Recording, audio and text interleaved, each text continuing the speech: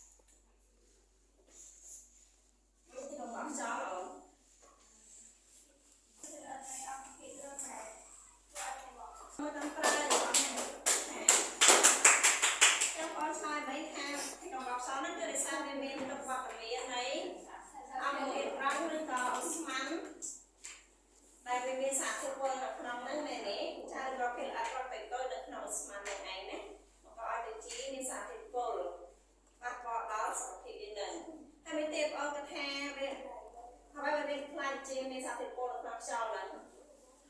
ដោយសារសកម្មភាពអីគេគឺភាពរបស់មនុស្សយើងមែនទេចាមនុស្សធ្វើអីគេចាបំពុលឬក៏យើងដកសម្រាមដកអស់អីទៀតឬក៏យើងដូចជាដកធុកមុខជួយបរិយាអេសៃបរិយាសារធាតុពុលអត់ចាសម្ពុលគឺនាំឲ្យបង្កដល់បរិយាកាសឬក៏បង្កដល់ចាខ្យល់យើងនឹងឯងណាចាចំណុចយើងស្រូបទៅវាប៉ះពាល់តើឡើយវិធីបង្ការដល់នេះវិធីបង្ការវាមានពីខ្លះតែកុំឲ្យសោកផ្សាយពុលឬក៏យើងនៅតាមជីម៉ូតូឡាននៅលើផ្លូវចឹងណាចាមួយច្បាស់ហើយ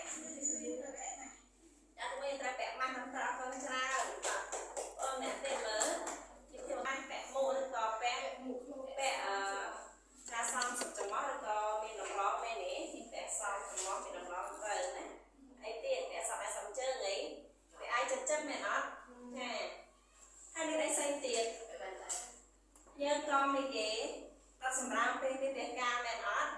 ចាកុំដល់ពេលអីទៅណាចាហើយអីទៀតអូនត្រូវការបន្ថយជិះម៉ូតូឡានមែនទេ